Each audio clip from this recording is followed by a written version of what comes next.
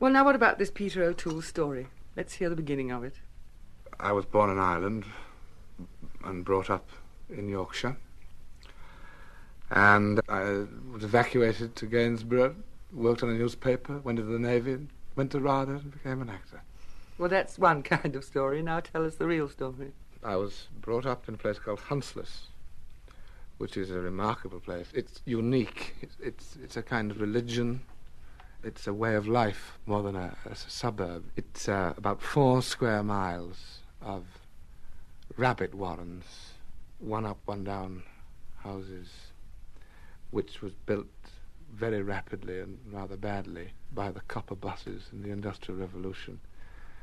And people who lived there initially were from the green belt of Yorkshire, the Dales, who moved in and overnight became engineers and string makers and Yorkshire relish sauce makers, the whole schmear.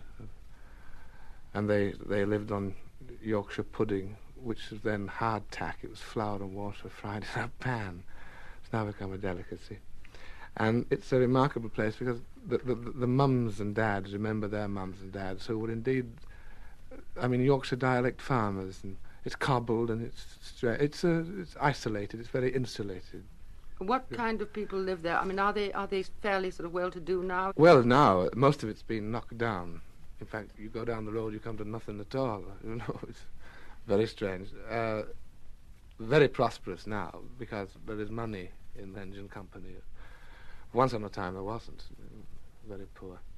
And the strange thing is, one of my vivid memories is asking my mother, why is everybody who's old crippled? And in fact, last Sunday I took a young reporter up with me, a Bristol reporter, and we went round all Hunslet, up and down the lanes and by lanes, and we counted, and we saw 17 people who we estimated were over 70. And of the 17, 14 were either totally deformed or partially deformed. They had clearly had rickets or green stick fractures and humpbacks and things, which was malnutrition, pellagra, sort of John Steinbeck stuff. But it's no longer like that anymore. No, far from it. Very prosperous. The television aerials are sort of bristling all over the place. Did you go to school in the place? Or? No, I didn't. You see, initially we'd lived in a posh part of Leeds for things went a bit cockeyed, and I didn't go to school, really, very much at all. When the war started, much to my intense delight, schools were closed, and I was then 6. And when they opened again, I went to hospital for a long time. And then when I came out of hospital, I was sent down to Gainsborough. I was sort of in farms and things. I lived with a family called Kirkland, who were millers. And in fact, we had the mill behind the mill on the Floss. I sort of messed around the mill and the farm. I came back to Leeds when I was 12. And I went to a school for my first time, really. I went for 2 years, or just under, and left joyfully, whistling the while. Had you any idea then what you wanted to do with life? Yes, be famous. In any way? Oh, yes. When was your first job, in fact? When I was 14. I left school, which rather annoyed and amazed my parents, who had other plans for me. Because I really couldn't bear school. They couldn't teach me anything that I wanted to know. I've got the kind of mind that rejects anything that I don't want to know.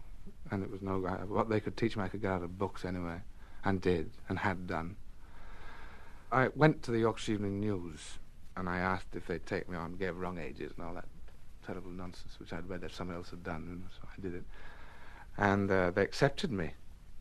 What kind of jobs did you do in the beginning? On the news? Yes. Oh, the usual, I was a great tea maker, and runner, inquests, coroner's courts. But the most fun I ever had was in the photographer's department. You did photography as well? Oh, yeah. In fact, it's the only thing I enjoyed. And I finished up as assistant art editor on the paper.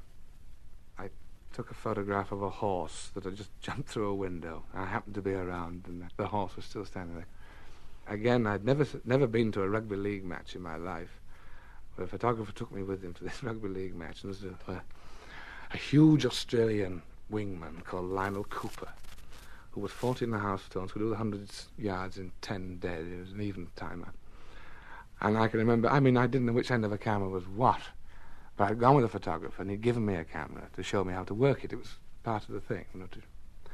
And I just happened to be on the touchline, and I made a dive at the corner flag with the player at the same time and pressed a button, and we all finished up in a heap, sort of mass of boots and photographer and cameras and rugby jerseys and balls and flags and touchlines.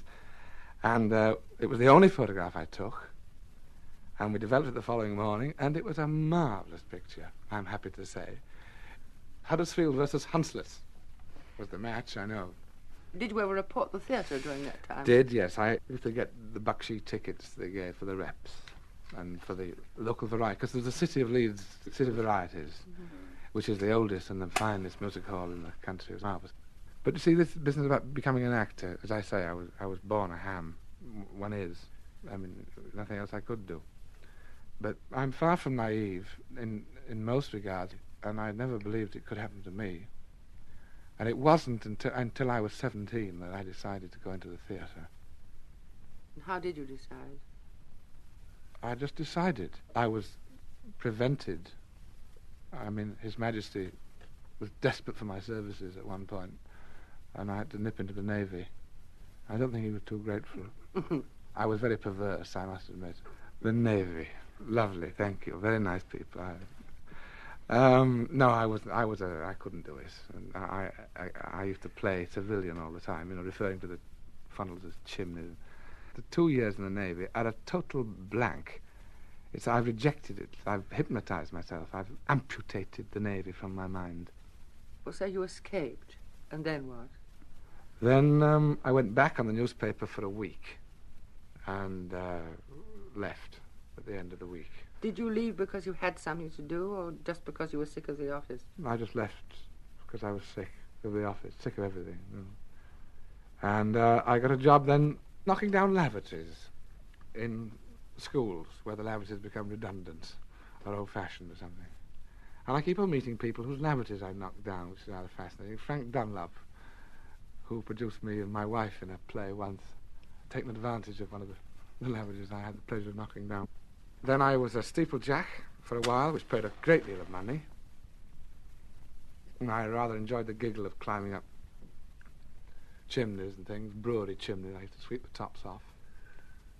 And I collected quite a little bit of money. And I'd had various contacts with various reps who were anxious that I should go to them, but I wasn't too keen, I'm afraid. So I thought, well, the best thing to do is to go to a school for a while, because I still had this ghastly Irish Yorkshire accent I thought should be ironed out. And I moved like a spastic camel. And I felt things should be done about this, so I thought I'd go to school. But which one, I hadn't the faintest idea. Or what, or why. But I went off with a painter friend of mine. Do you want to hear a story? Yes, right, I'll tell you a story. We set off, this boy and I. Patrick Oliver is his name. He's a painter, a very fine painter. And his father was the then assistant editor of the Yorkshire Post. We decided we'd go around the British Isles, seeing all the theatres. We went to Glasgow, Birmingham, Bristol, everywhere. We finished up in Stratford, which is rather a wheel of circumstances. I remember we had exactly 25 shillings between us by the time we got to Stratford. We were going down to London, this was our aim, to put the arm on my lovely sister who had lots of pennies, to knock her for a fiver. And we saw King Lear, remember, Redgrave's Lear. I think the tickets were 11 and 6, which left us with 2 bob. We went into a workingman's cafe, and we had 2 dinners each, and then we ran for the door. And I still never passed that workingman's cafe in Stratford with that terrible twinges.